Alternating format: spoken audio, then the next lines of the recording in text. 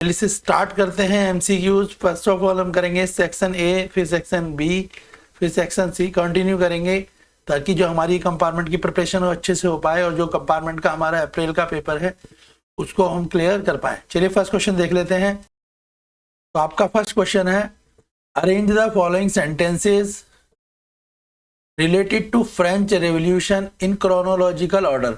तो जो French revolution जो हुआ था, फ्रेंच रिवॉल्यूशन में आपको क्रोनोलॉजिकल ऑर्डर में अरेंज करने हैं कि पहले कौन सी घटना हुई, फिर कौन सी हुई, फिर कौन सी हुई। तो अगर हम क्रोनोलॉजिकल ऑर्डर देखें तो सबसे पहले क्या हुआ था, तो सबसे पहले हुआ converting a meeting in the state. तो पहले आएगा नंबर 1 फर्स्ट, उसके बाद आएगा third the gathering the representatives of third state at the tennis court. इसके बाद आएगा आपका फोर्थ वाला demolition of the fort Bastille, और लास्ट में आएगा drafting of constitution bye national assembly. तो इसका आंसर है ऑप्शन बी, इंग्लिश मीडियम में। हिंदी मीडियम वाले भी अपना आंसर फटाफट से मैच कर लें, क्योंकि हिंदी मीडियम में भी वही है कि फ्रांसीसी क्रांति से संबंधित घटनाओं का ठीक है कालानुक्रम व्यवस्थित कीजिए। तो पहले फर्स्ट है आपका, उसके बाद आएगा थर्ड, फिर फोर्थ और फिर second, option B. Hindi medium वालों के लिए भी ऑप्शन बी इसका आंसर होगा। नेक्स्ट क्वेश्चन देख लेते हैं, क्वेश्चन 2। क्वेश्चन 2 आपका असर्शन रीजन का क्वेश्चन है। पूछा है, consider the statement that given below, choose the correct option. आपको करेक्ट ऑप्शन चूज करना है, ठीक है। तो आपको जो स्टेटमेंट दिया बोला, investment in human capital provide return like a physical capital.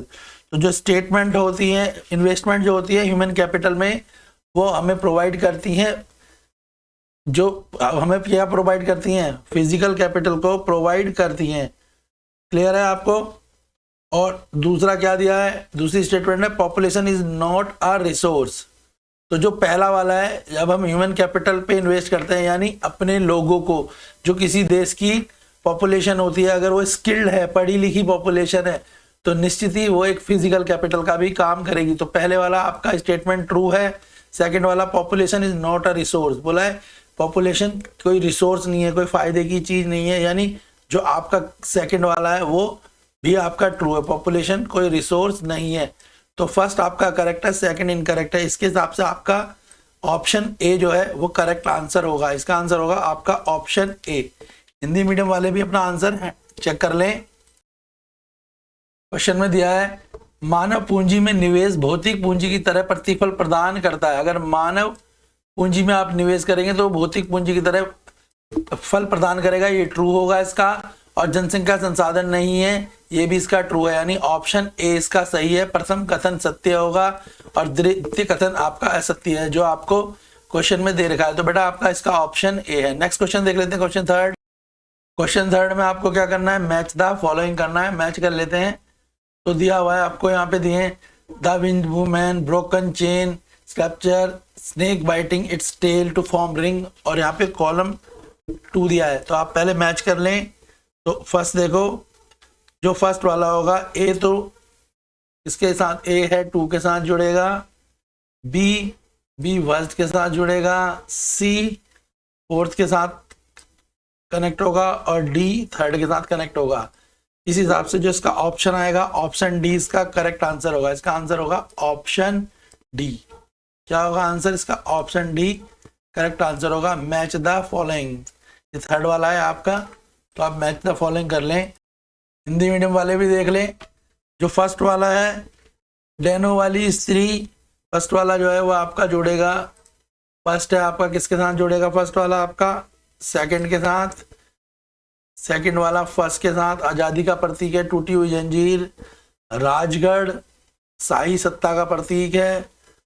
अपनी पूंछ मुंह में लिए हुए सांप, ये ऑप्शन डी, यानी इसका आंसर भी ऑप्शन डी होगा। मैंने मैच भी आपके करा दिए हैं, हिंदी मीडियम इंग्लिश मीडियम दोनों के करा रहे हैं। कंपार्टमेंट प्रिपरेशन है ये, क्लास 9th की SST की। तो आप कर लें। चलिए क्वेश्चन 4 कर लेते हैं। क्वेश्चन 4 आपसे पूछा गया है, on the basis of given information, आपको इंफॉर्मेशन दी गई है, identify the related country from the option below. पहला है, president election are held in every 6 year. दूसरी इंफॉर्मेशन है, institutional revolutionary party get consecutive victory. और थर्ड है, it is mandatory for those working in government office to attend party meeting. तो इसका answer है आपका मैक्सिको, ऑप्शन डी। ये सारी इंफॉर्मेशन मैक्सिको से रिलेट करती है। मैक्सिको में प्रेसिडेंट इलेक्शन 6 साल में एक बार होता है और वहाँ इंस्टीट्यूशनल रिवॉल्यूशनरी पार्टी जो होती है वो लगातार कंसेक्यूटिव विक्ट्री करती रही है और ये मैंडेटरी है। जो वर्किंग गवर्नमेंट ऑफिस होंगे वो अटेंड करेंगे पार्टी मीटिंग। तो ये जो इंफॉर्मेशन है ये रिलेटेड करती हैं मैक्सिको से। चलिए हिंदी वाले देख लें। तो हिंदी मीडियम में भी सेम ही क्वेश्चन पूछा गया है, बस बोला है विशेषताओं के आधार पर बताओ और बताओ कि ये कौन से देश में। प्रत्येक 6 वर्ष में राष्ट्रपति का चुनाव होता है। इंस्टीट्यूशनल रिवॉल्यूशनरी पार्टी लगातार जीत मिलती है और सरकारी दफ्तरों में काम करने को वाले को पार्टी बैठकों में अनिवार्य रूप से जाना है। जो भी पार्टी की बैठक होती है, ठीक है, पार्टी की बैठक मतलब पार्टी अगर कोई डिसीजन ले रही है तो सबको वहां बैठ के उस डिसीजन के बारे में सुनना है और अपनी भी राय देनी है। ये कहाँ पे चलता है?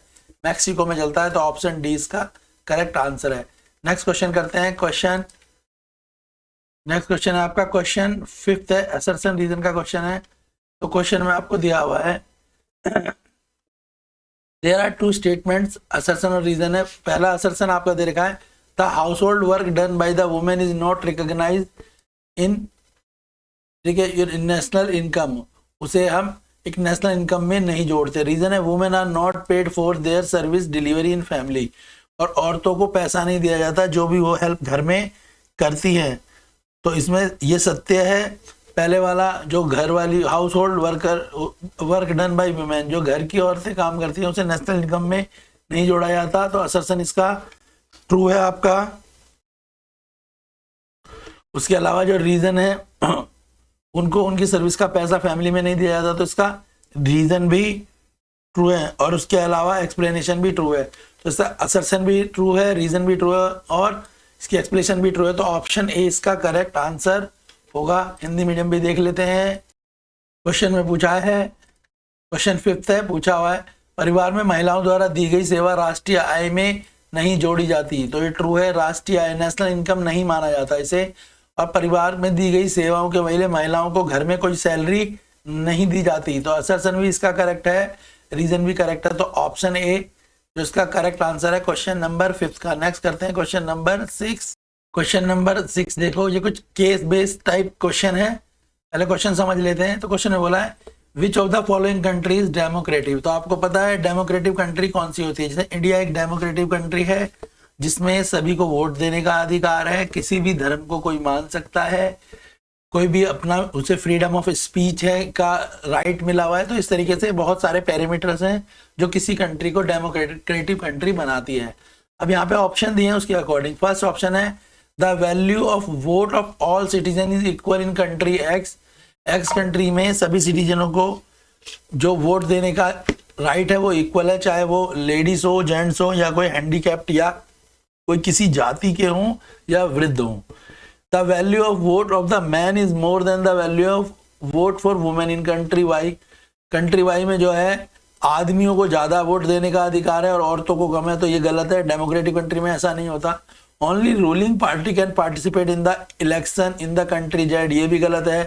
रूलिंग पार्टी का मतलब जो पार्टी सरकार चला रही है सिर्फ वही वोट देगी, ऐसा नहीं है, या वही इलेक्शन लड़ेगी। हमारे देश में कहीं पे बीजेपी जीतती है तो कहीं पे कांग्रेस जीतती है, कहीं पे समाजवादी तो कहीं पे बहुजन समाजवादी पार्टी। तो इससे पता लगता है कि जो पार्टी चुनाव लड़ रही है वो चाहे रूलिंग हो चाहे रूलिंग ना हो, पर सबको इलेक्शन लड़ने का अधिकार है। तो ये भी डेमोक्रेटिव का रूल नहीं है। Decision are not taken by the elected representative in the parliament in the country P, ये भी गलत है। तो इलेक्शन जो डिसीजन जो है not taken by the elected representative, जीते हुए लोग तो इलेक्शन में क्या करते हैं, डिसीजन लेते हैं। तो ये भी, तो यानी ये तीनों गलत हैं।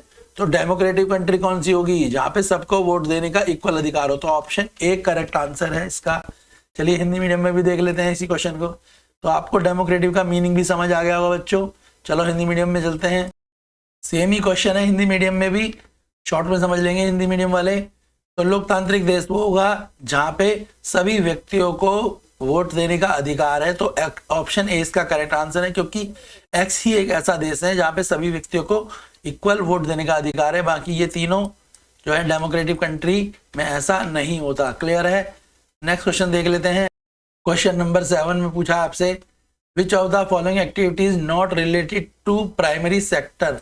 प्राइमरी सेक्टर आपको पता है ना क्या होता है, सेक्टर कितने होते हैं, प्राइमरी, सेकेंडरी, टर्सरी, ये तो पता ही है आपको।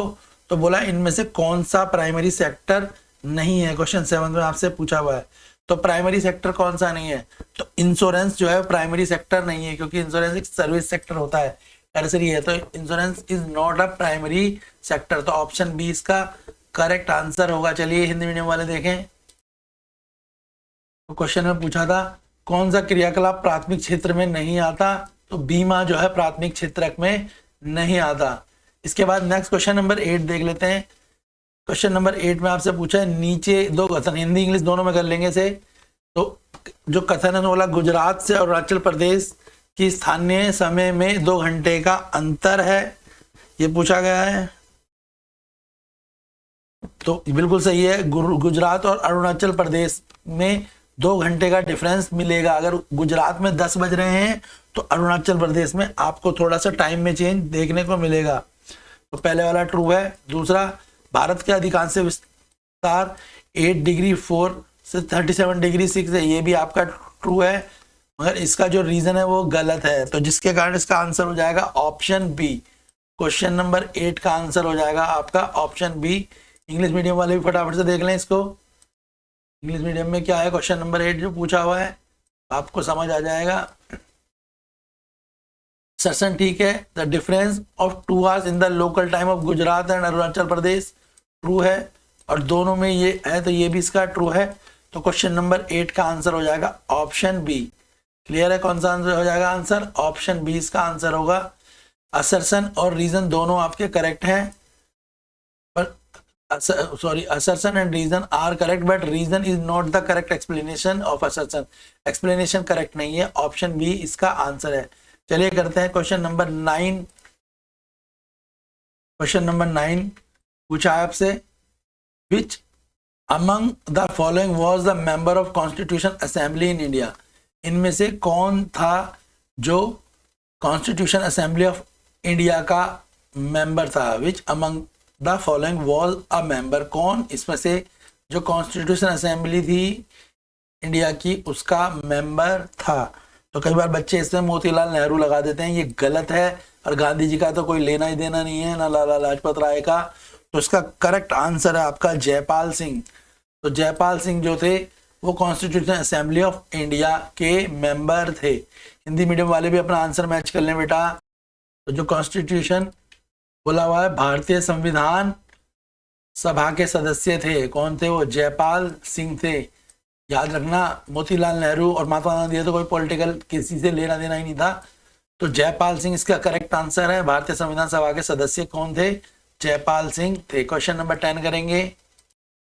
क्वेश्चन नंबर 10 में आपसे पूछा है आपको इनकरेक्ट मैच करना है। तो देखो आपको एक बात सिंपल सी बता दें, प्राइमरी सेक्टर वो सेक्टर होता है जो ज्यादातर हमें गांव या आपको रूरल एरियाज में देखने को मिलता है, छोटे रिमोट एरियाज में देखने को मिलेगा। तो प्राइमरी सेक्टर में वो चीज आएगी, और इसमें बोला इनकरेक्ट मैच बताना है।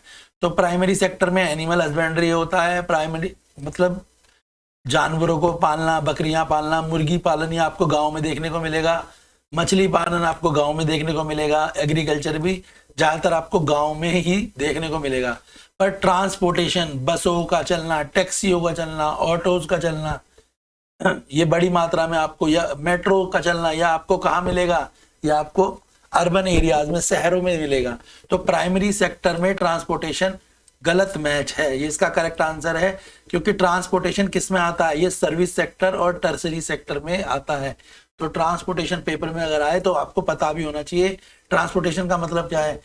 Taxi services, auto services, bus की सर्विसेज, दीज आर ट्रांसपोर्टेशन, और it is related to tertiary sector या सर्विस सेक्टर। तो क्वेश्चन 10 का करेक्ट आंसर है ऑप्शन ए।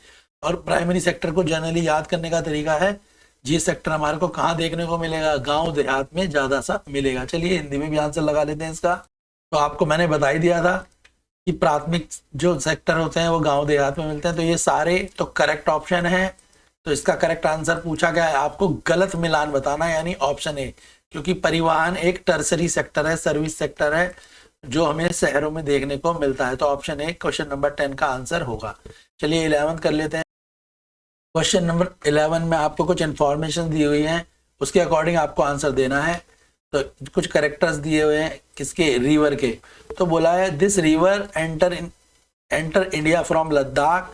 ये रिवर जो है लद्दाख से स्टार्ट होती है। कह सकते हो आप कहाँ से स्टार्ट होती है, लद्दाख से, क्योंकि ये एंटर कहाँ से करती है इंडिया में, लद्दाख से। दूसरा, it is form a beautiful scenic gorge in area. ठीक है, ये उस एरिया में काफी सुंदर सुंदर सीनरी बना देती है, सीन बनाती है। थर्ड है, Beas is one of its tributary, और एक इसकी जो मेन ट्रिब्यूटरी है बेज है। तो इन तीनों इन्फॉर्मेशन के हिसाब से उस नदी का नाम बताना है। तो नदी है सिंधु नदी। नदी का नाम क्या होगा बेटा, सिंधु नदी जो है। उसके करेक्टर जो है मैच करते हैं इन सारी चीजों से। हिंदी मीडियम में भी लिख लेंगे। क्वेश्चन नंबर 11 में जो हिंदी मीडियम वाले हैं वो भी देख लें। यह नदी भारत में लद्दाख से प्रवेश करती है। इस क्षेत्र में यह सुंदर दर्शनीय गाज का निर्माण करती है, काफी सुंदरता बढ़ाती है। और व्यास इसकी सहायक नदियों में से एक नदी है। नदी का नाम क्या है, व्यास है। इंग्लिश में भी बोला हुआ है व्यास। व्यास हिंदी मीडियम में है, वे नहीं तो ब्यास बोल देते हैं। व्यास इसकी सहायक नदी है। तो वो कौन सी नदी है, नदी का नाम हो जाएगा सिंधु नदी। सिंधु तो आपको लिखना आता ना हिंदी मीडियम वालों, ऐसे लिख देना सिंधु नदी। आपको बाकी तो पता ही है सिंधु कैसे लिखते हैं, सिंधु नदी। नदी तो लिखना आता ही है आपको, सिंधु नदी आप खुद लिख लेना। चलिए नेक्स्ट क्वेश्चन करते हैं। बल्कि ये ऑप्शन भी दे रखा है यहाँ पे, आप देख लें, सिंधु नदी ऐसे लिख देना, सिंधु नदी। क्वेश्चन नंबर 12 है, भारत में लोकसभा चुनाव लड़ने की न्यूनतम आयु कितनी है। अगर कोई व्यक्ति लोकसभा का चुनाव लड़े, लोकसभा जानते हो ना, जो चुनाव पूरे देश में होता है, जो हमारे प्राइम मिनिस्टर के लिए चुनाव लड़ता है, जैसे नरेंद्र मोदी जी के लिए जो चुनाव लड़ा जाता है उसे लोकसभा चुनाव बोलते हैं। यानी सेंट्रल गवर्नमेंट की फॉर्मेशन करने के लिए जो चुनाव लड़ा जाए, जैसे अगर देश का क्या बनाना है, प्राइम मिनिस्टर बनाना है, तो उसके लिए जो चुनाव लड़ा जाएगा उसे लोकसभा चुनाव बोलते हैं। तो लोकसभा चुनाव लड़ने के लिए यहाँ पे बोला है चुनाव लड़ना, वोट नहीं देना, चुनाव में लड़ना है, आपको अपने आप को रिप्रेजेंटेटिव बनाना है। तो उसके लिए मिनिमम आयु कितनी है, तो 25 वर्ष जो आयु है वो लोकसभा का चुनाव लड़ने के लिए जरूरी है। 25 वर्ष से कम, 25 ईयर से कम एज का आदमी चुनाव नहीं लड़ सकता। इंग्लिश मीडियम वाले भी आंसर लगा ले। इंग्लिश मीडियम में मैंने आपको बता ही दिया था कि जो नदी है उसको सिंधु हिंदी में बोलते हैं, इंग्लिश में बोलते हैं इंडस रिवर। क्या बोलता है, इंडस रिवर। क्वेश्चन 11 का आंसर था option B, Indus river. Start कहाँ से होती है, लद्दाख से होती है। तो इंडस रिवर आप इंग्लिश मीडियम में लिखेंगे, वैसे हिंदी में उसको सिंधु नदी बोलते हैं। क्वेश्चन नंबर 12 है, the minimum age to contest election for Lok Sabha. Lok Sabha के चुनाव लड़ने के लिए 25 ईयर एज होनी चाहिए। सेंट्रल गवर्नमेंट जो बनानी है, ठीक है, तो उसके लिए अगर आपको चुनाव लड़ना है, यानी प्रेसिडेंट की फॉर्मेशन के लिए, या आप कह सकते हो सांसद जिन्हें बोलते हैं, ठीक है, या मेंबर ऑफ लेजिस्लेटिव असेंबली भी बोला जाता है उन्हें, तो उसके चुनाव लड़ने के लिए आपको रिप्रेजेंटेटिव बनना है, इलेक्शन में खड़ा होना है। तो आपकी एज मिनिमम 25 साल होनी चाहिए, तभी आप लोकसभा के कॉन्टेस्ट में पार्टिसिपेट कर सकते हैं। चलिए क्वेश्चन 13 करते हैं।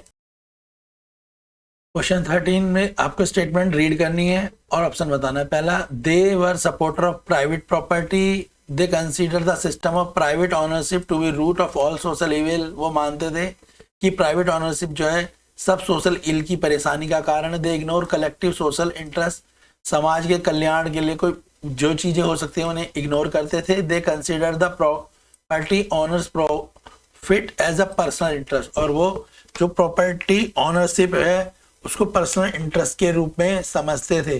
तो क्वेश्चन 13 के हिसाब से आपको आंसर देना है।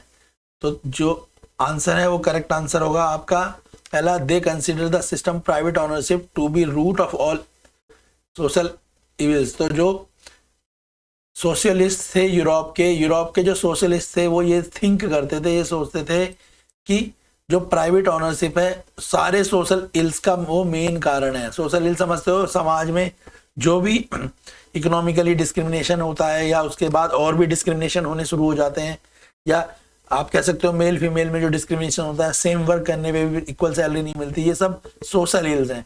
तो जो सोशलिस्ट इन थे यूरोप में, यानी सामाजिक कह सकते हो आप, ठीक है, समाजवादी लोग, जो वो मानते थे कि प्राइवेट ऑनरशिप के कारण ही सारे सोशल इल्स होते हैं। उसके अलावा वो ये भी मानते थे कि जो प्रॉपर्टी ऑनर प्रॉफिट होते हैं लोग सोचते हैं जिनकी प्रॉपर्टी अपनी होगी तो उसमें जो उन्हें पर्सनल प्रॉफिट होगा उसके कारण भी सोशल इल जो है ज्यादा होते हैं। इसके हिसाब से जो करेक्ट आंसर होगा वो आपका ऑप्शन सी करेक्ट आंसर होगा। क्वेश्चन 13 का आंसर है आपका ऑप्शन सी। क्लियर हो गया?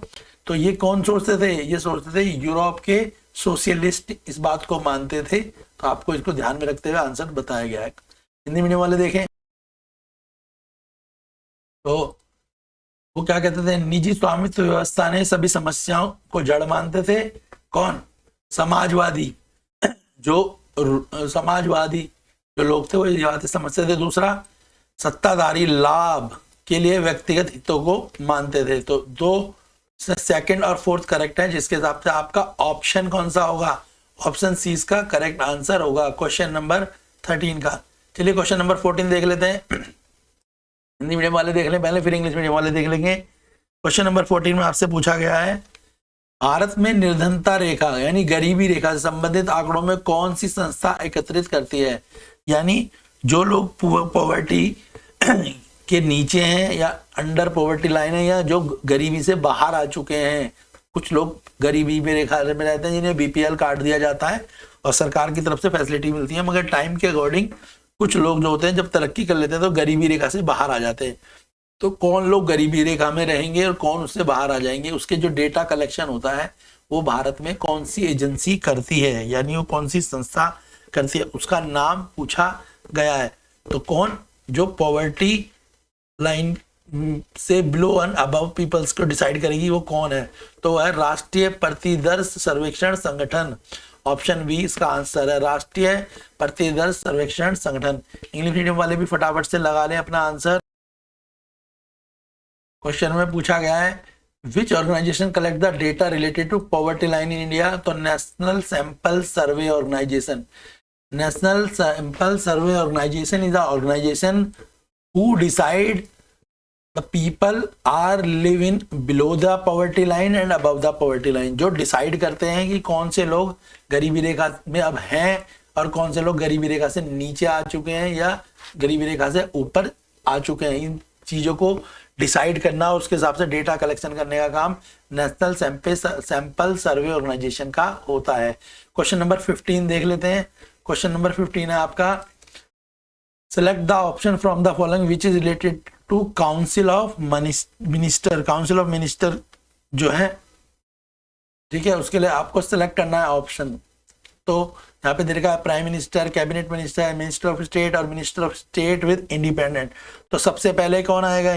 तो सबसे पहले जो आते हैं वो आते हैं प्राइम मिनिस्टर। फिर कौन आते हैं? फिर आएंगे कैबिनेट मिनिस्टर सेकंड नंबर पे। तो ये फर्स्ट है, ये हो गया सेकंड जो ऑर्डर बनेगा। फिर आते हैं आपके थर्ड में मिनिस्टर ऑफ स्टेट और फिर फोर्थ में आएंगे minister of state with independence. तो यानी ये ऑप्शन करेक्ट है। अब देख लो इसका कौन सा ये ऑप्शन होगा। फर्स्ट, सेकंड, थर्ड और फोर्थ चारों, ऑप्शन डी करेक्ट आंसर है किसका? क्वेश्चन नंबर 15 जिसमें बोला है काउंसिल मिनिस्टर के लिए। तो फर्स्ट, सेकंड, थर्ड, फोर्थ, तो ये ऑर्डर जो है आपका करेक्ट ऑर्डर है। हिंदी मीडियम वाले भी अपना आंसर लगा लें। क्वेश्चन में पूछा है, निम्नलिखित में उस विकल्प का चयन कीजिए जो मंत्री परिषद से संबंधित है। मंत्री परिषद कैसे बनेगी? तो पहले प्रधानमंत्री, फिर कैबिनेट मंत्री, फिर राज्य मंत्री, फिर स्वतंत्र प्रभाव राज्य मंत्री। ऑप्शन डी करेक्ट आंसर है, प्रधानमंत्री, कैबिनेट मंत्री, राज्य मंत्री और स्वतंत्र प्रभाव राज्य मंत्री। चलिए क्वेश्चन नंबर 16 कर लेते हैं। क्वेश्चन नंबर 16 हिंदी मीडियम वाले देख ले पहले, निम्न से कौन सी विशेषता पूर्व घाट के विषय में सही है? जो पूर्वी घाट होते हैं उनके बारे में क्या मेन कैरेक्टर्स होते हैं? तो इनका विस्तार महानदी घाटी से नीलगिरी तक होता है, इसका करेक्ट आंसर है। जो पूर्वी घाट हैं वो महानदी से उनका विस्तार हुआ है और नीलगिरी तक हुआ है। तो ये सबसे मेन कैरेक्टर है किसका? ठीक है, पूर्वी घाट का। चलिए इंग्लिश मीडियम वाले भी आंसर लगा लें। क्वेश्चन नंबर 16 क्वेश्चन में पूछा है, which of the following character is correct about the eastern ghat? तो ईस्टर्न घाट के बारे में कौन सा कैरेक्टर करेक्ट है? तो it extend from the valley of Mahanadi. तो ईस्टर्न घाट कहाँ से बढ़ना शुरू हुआ, कहाँ से उसका एक्सटेंशन बढ़ा? तो वैली ऑफ महानदी से उसका एक्सटेंशन बढ़ा नीलगिरी तक। क्वेश्चन नंबर 17 देख लेते हैं। असर्शन रीजन है क्वेश्चन नंबर 17 में आपको असर्शन दिए हैं और रीजन दिए हैं। असर्शन क्या है और रीजन क्या है? असर्शन है freedom of expression is a fundamental feature of our democracy. तो जो हर को एक्सप्रेशन का जो फ्रीडम होता है वो क्या है? एक फंडामेंटल फीचर है वो हमारी डेमोक्रेसी के लिए। तो ये ट्रू है क्योंकि हमारे को freedom of expression, freedom of speech, freedom of movement और भी बहुत सारे हमारे को राइट्स मिले हुए हैं डेमोक्रेसी का। ट्रू है। It develop the thought and the personality of person. अगर हमें फ्रीडम ऑफ एक्सप्रेशन मिलेगा तो ये हमारे थॉट्स, हमारे विचारों को और हमारी पर्सनैलिटी को बढ़ाएगा, डेवलप करेगा। इसका रीजन भी ट्रू है। तो आपका असर्शन भी ट्रू है और रीजन भी ट्रू है, तो दोनों ही ट्रू है, एक्सप्लेनेशन भी ट्रू है। तो इसका आंसर होगा ऑप्शन ए। इसका आंसर होगा असर्शन और रीजन करेक्ट है और रीजन की करेक्ट एक्सप्लेनेशन है। तो क्वेश्चन नंबर 17 का आंसर होगा ऑप्शन ए। करेक्ट आंसर 17 का क्या होगा? Option A. हिंदी मीडियम वाले भी अपना आंसर लगा लें जल्दी से, हिंदी मीडियम में भी सेम है। तो आप बोल देंगे अभिव्यक्ति की स्वतंत्रता हमारे लोकतंत्र की एक बुनियादी विशेषता है। ट्रू है ये। व्यक्ति के विचार और विकास करते हैं। अगर हमारी थॉट अच्छे होंगे, हमारे विचार अच्छे होंगे तो यकीनन हमारी सोच के साथ साथ हमारा विकास भी होगा। अगर हमें पता है एजुकेशन की क्या इंपॉर्टेंस है तो हमारे को उस हिसाब से हम अपनी सोच को बढ़ाएंगे। तो ऑप्शन ए इसका करेक्ट आंसर होगा। चलिए कर लेते हैं क्वेश्चन नंबर 18। क्वेश्चन नंबर 18 सही विकल्प की सहायता से रिक्त स्थान भरें। वर्ष 2000 की शुरू की गई अन्नपूर्णा योजना। अन्नपूर्णा योजना ऐसी योजना है जहाँ पे गरीब लोगों को 5 रुपए में या 1 रुपए में खाना दिया जाता है। कुछ स्टेट्स में 1 रुपए में भी खाना दिया जाता है। सबसे पहले ये साउथ की जगहों पे स्टार्ट करी गई थी। अब दिल्ली के भी कुछ क्षेत्रों में आपने देखा होगा गौतम गंभीर किचन योजना, जहाँ पे आपको कई जगहों पे हॉस्पिटलों के बाहर या कुछ जगहों पे 1 रुपए में या 5 रुपए में भरपेट खाना दिया जाता है, जिसमें दाल चावल सब्जी रोटी पूरी सब्जी अलग अलग चीजें अलग अलग दिन में होती हैं। तो 2000 में अन्नपूर्णा योजना को शुरू किया गया था। तो उसका लक्षित समूह क्या था? दीन वरिष्ठ नागरिक। दीन का मतलब गरीब और वरिष्ठ का मतलब वृद्ध। गरीब और बड़े उम्र के जो लोग थे दोनों को उसकी मदद मिल सके।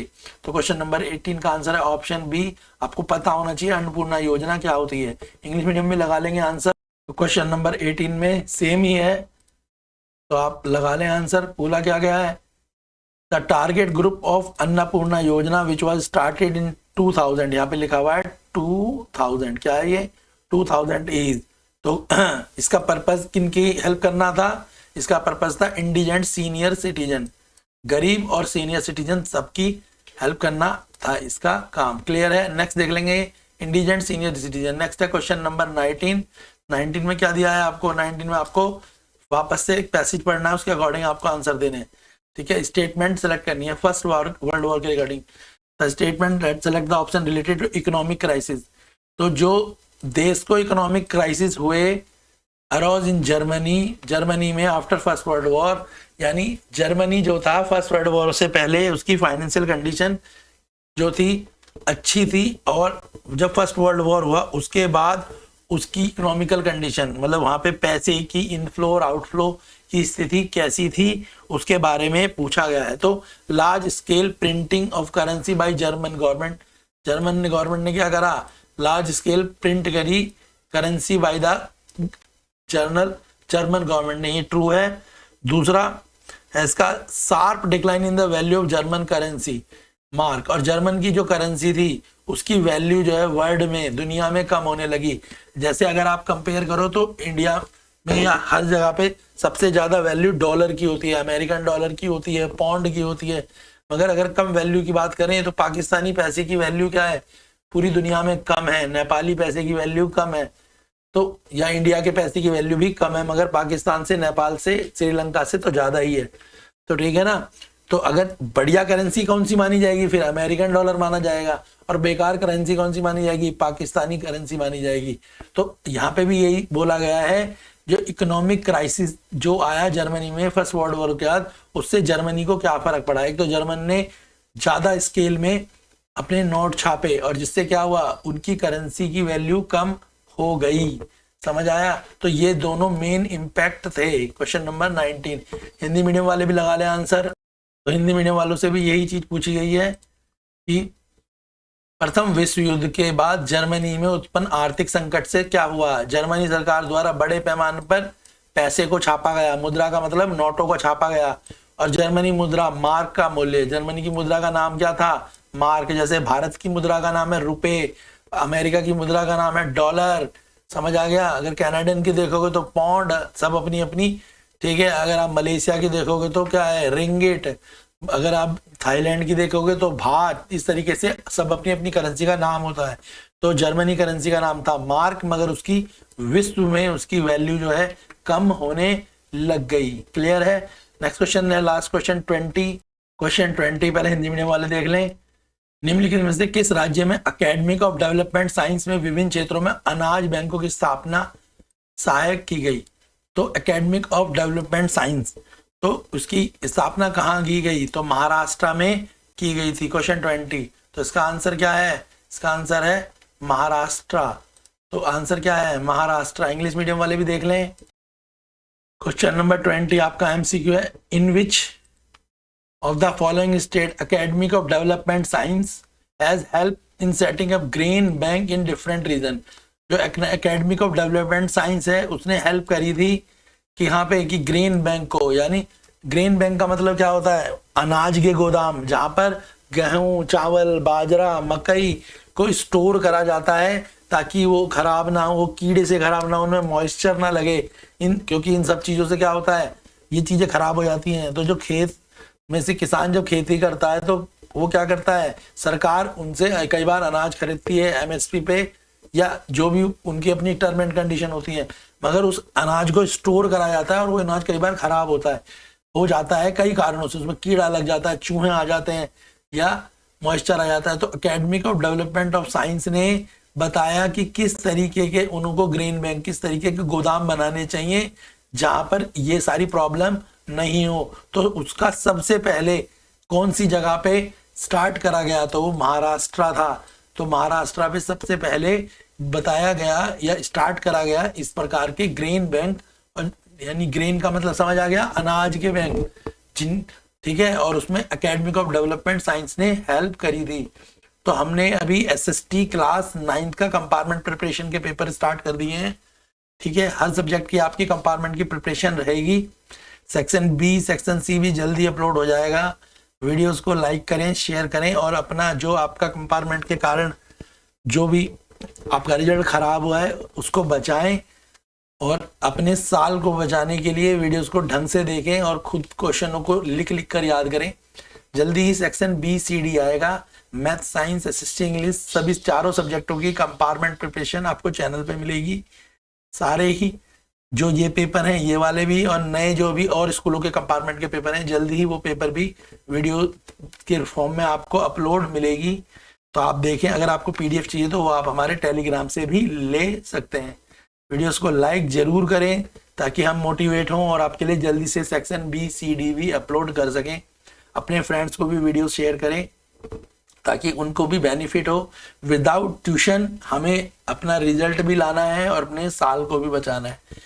10-15 दिन की पढ़ाई है, 16 तारीख का आपका पेपर है। अच्छे से प्रिपेयर करेंगे तो आपका पूरा साल बच जाएगा। बाकी आपको पता ही है कि इस बार की जो थोड़ा सा पेपर टफ आए हैं, तो आपको अच्छे से पढ़ना पड़ेगा ताकि आप अच्छे से स्कोर कर पाए।